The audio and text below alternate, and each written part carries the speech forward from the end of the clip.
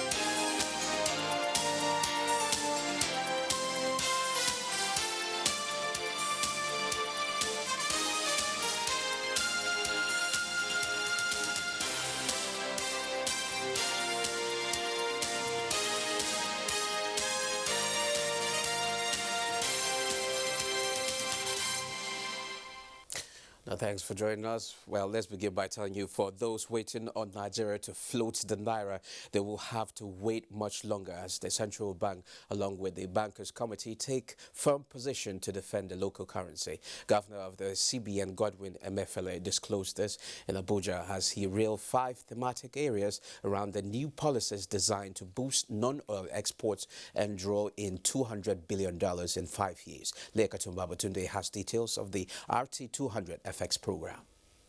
Nigeria, like many economies on the globe, is reeling from the economic consequences of the coronavirus pandemic amid weak global recovery. Despite being diversified, low non-oil revenue income remains a source of concern to policymakers. The 364th Bankers Committee meeting ended in Abuja with a collective agreement to deepen Nigeria's banking system and broaden the base of the economy through non-oil income. I'm mindful that this goal itself may appear unattainable to some, but we are resolute and determined that we can achieve it. Many countries that are much less endowed than Nigeria are doing the same. The governor announced a retention of 5% interest rate on CBN's over 3 trillion economic intervention for another year.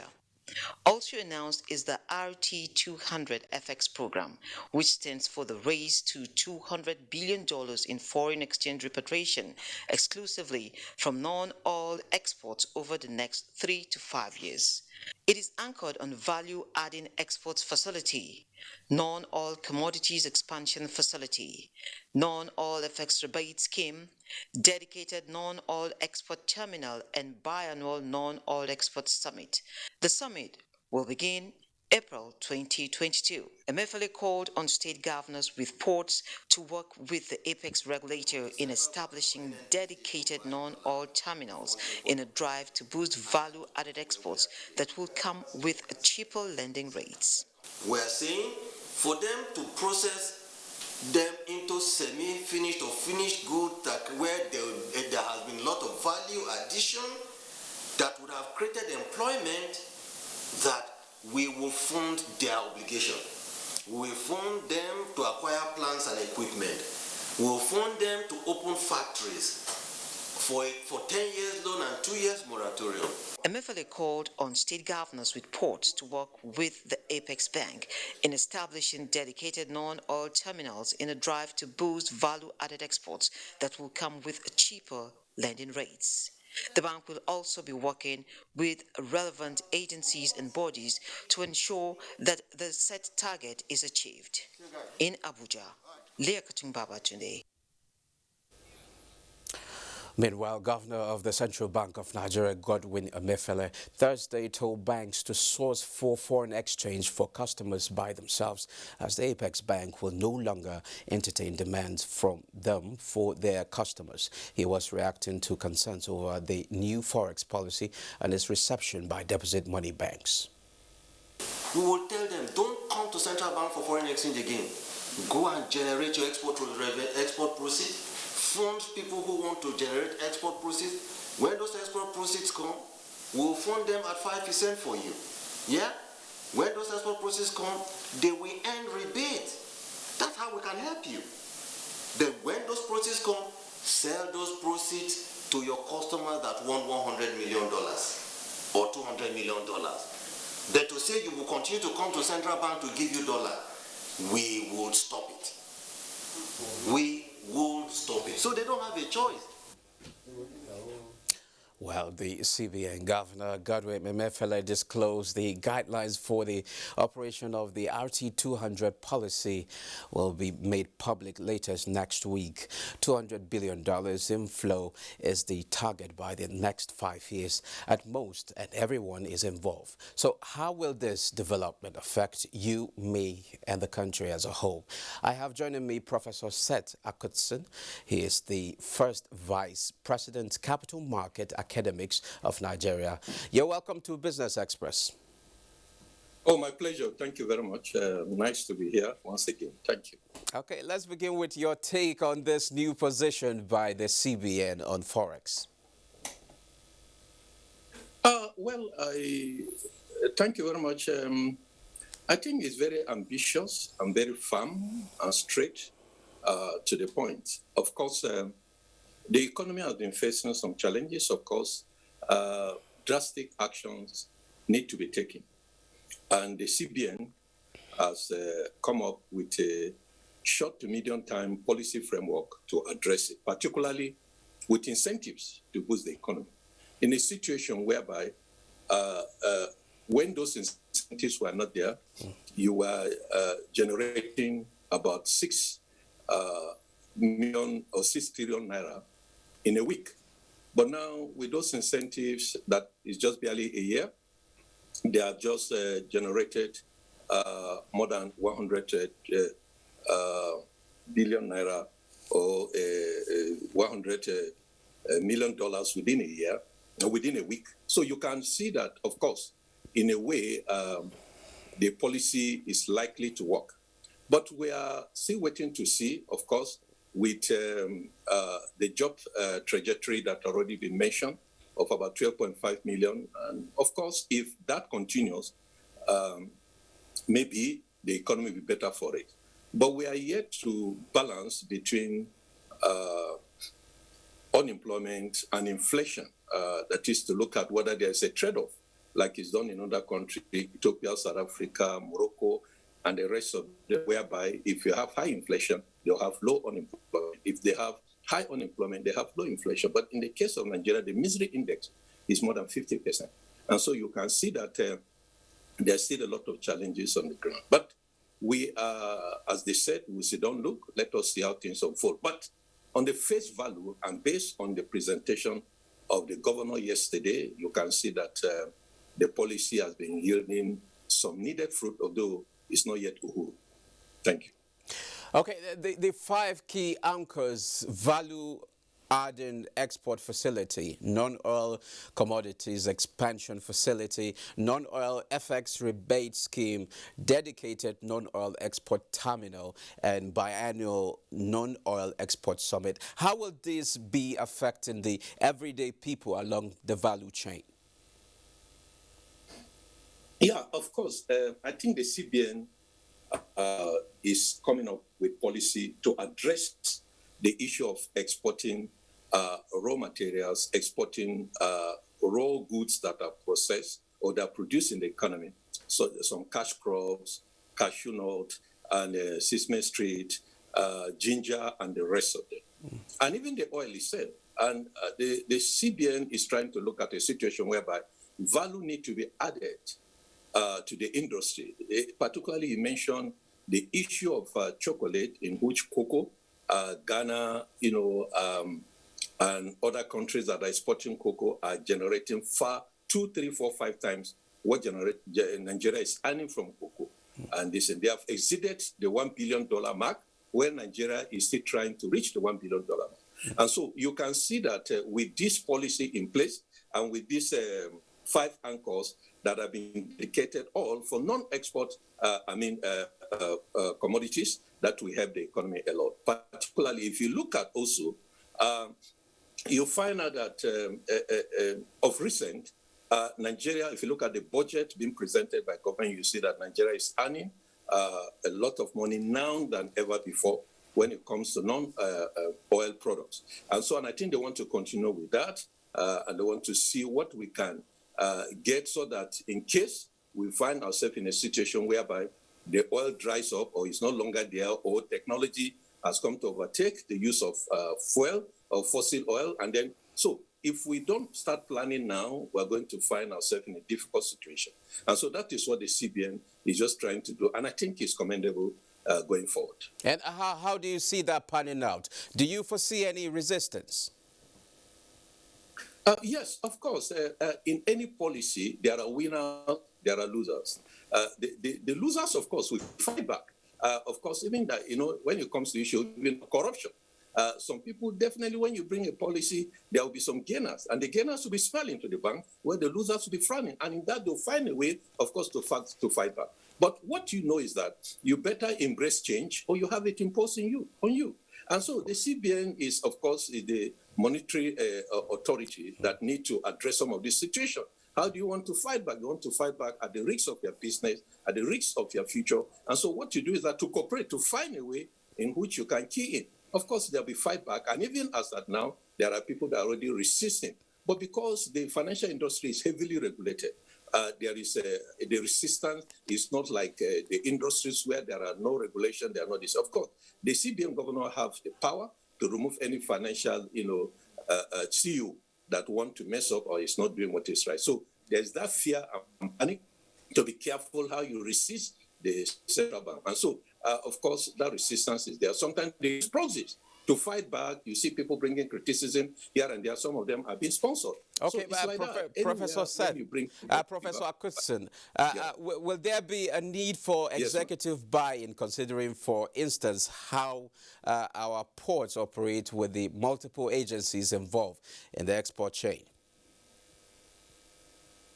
Of course, normally, in the CBN, as is known, is more or less like an extension of the executive. Forget about all this independent we're talking about. And I don't think a right-thinking central bank governor will take this kind of drastic action without making consultation with the executive. And don't forget that the fiscal policy arm of government is there for them to share notes, for them to compare notes, for them to do one or two together. So the resistance from the executive is very minimal, if at all there is any. So I think the buy-in may have done his homework before he can come up publicly to begin to share such a note with others. And that is where we are. Well, the CBN says the Naira will not float. What do you make of that? And can this position be sustained?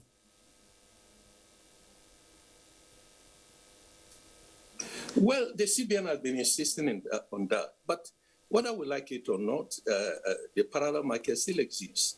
And there's these challenges of demand and supply. You cannot suppress it. To arrive at equilibrium, even for the short term, is a very difficult thing. And so whether the CBN say they'll float it or not, that is decision of government. They don't want to do it by fiat. They want to, allow some form of holding. And I think they are right in doing so because, of course, even at that, the exchange rate is still on the high side.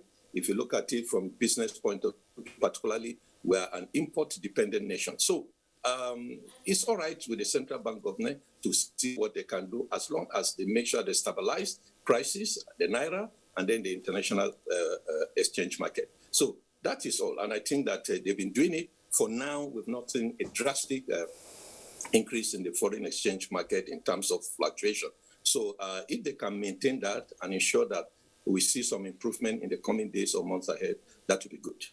Okay, can our bank survive dollar demands without the CBN? No, of course, it's going to be very difficult, if not impossible. Because one thing is that maybe the CBN want to test the water. It's like the case of the Israelites when they were in Egypt. You asked them to produce the same, result with no tool or minimal tools. So it's the same thing they're telling the bank. Where are they going to source it from?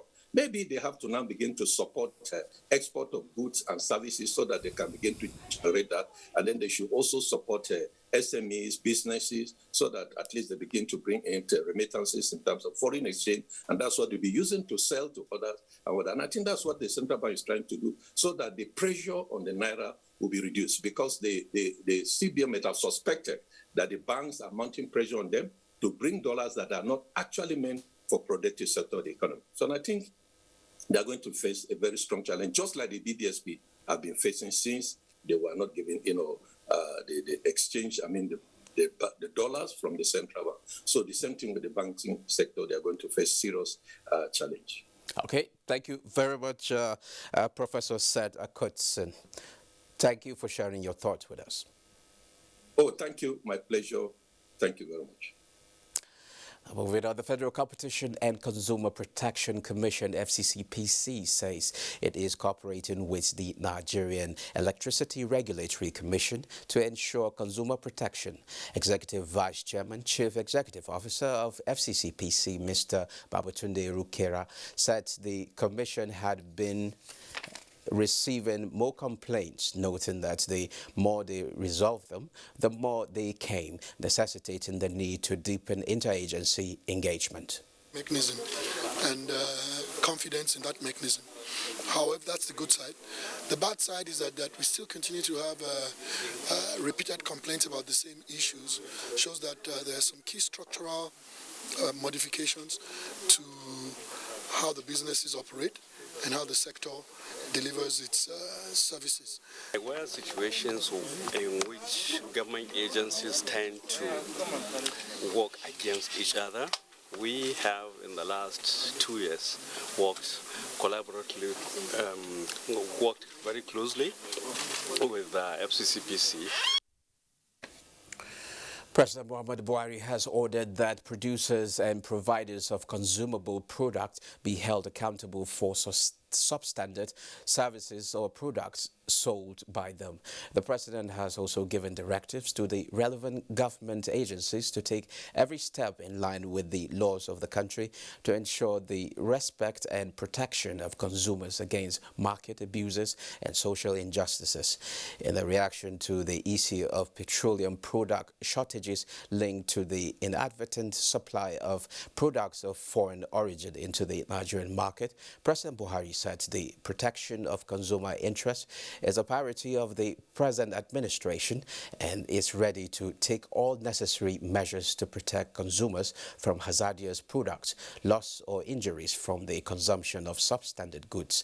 The position of the president is contained in a statement by Garba Shehu, Senior Special Assistant to the President, Media and Publicity. It added that the president directed that service providers must make full disclosure of relevant information with respect to the consumption of their products and that dissatisfied consumers are entitled to a proper redress of their complaints in line with the laws of the land. The House of Representatives has adopted a resolution to investigate the recent importation, release and sale of adulterated petrol across the country. National Assembly correspondent Lami Ali reports that the House Chief Whip Mohammed Tahir Monguno raised the issue as a matter of urgent public importance during plenary. Has national security implications. Investigations should also be done thoroughly so that the culprits should be brought to book. To import petroleum products has become a war that we have to win. Why? It means the system is completely compromised. There are almost 11 checks before a petroleum product get to the filling station. The oil was imported from Belgium. If we know the source of the oil, and we know the company that brought it in, what are we waiting for? My question now and my argument is that what has NNPC done in the last 72 hours? Key players in the downstream petroleum sector are calling for a holistic approach going forward towards averting the situation occasioned by the methanol-contaminated petrol saga. Lydia Sampson reports. Situations like these are certainly not palatable for industry players. It is a very, very difficult period for us. And it's very important to update our customers and the members of the general public on the ongoing efforts by NMPC and other stakeholders to resolve the issues generated by the unfortunate supply and discharge of methanol-blended gasoline in some Nigerian depots. The need for a holistic approach towards lasting solution is the focus of all stakeholders. There's a surveyor that actually went on board that took samples. Because this parameter was not indicated, they didn't capture that parameter. So it's a mistake. Now, going forward, obviously, we have to try and look at all parameters, all the components of imported products. The Major Marketers Association of Nigeria, Moment, says they are optimistic that lessons learned will be deployed to reposition grey areas in the supply chain. We had about 136 reported cases of issues with cars. We addressed all of them. What we're trying to do now is to manage two things. One is to make sure that operations continue as normal. The worst thing that has happened to, I think, this country in quite a few years is seeing those queues build up again. We're working assiduously to make sure that the clean products that we receive into our systems are pushed through to consumers immediately. For now, depot owners and major marketers say they are working around the clock to supply quality products to keep the nation moving. This situation has not gone down without some demands for remediation following claims of losses. On that note, let's take a trip to the commodities market.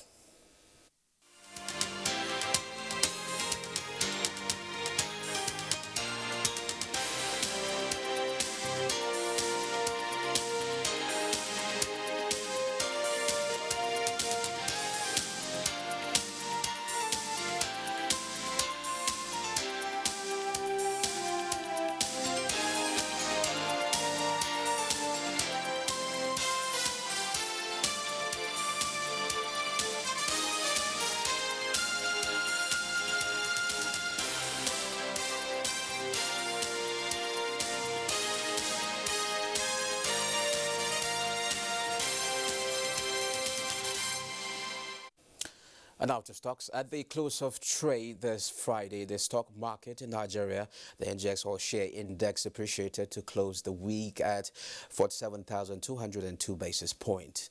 Market capitalization dropped to 25.435 trillion naira. 311.5 million shares exchanged hands by investors, value at 4.385 billion naira in 4,916 deals. Now, global market is next.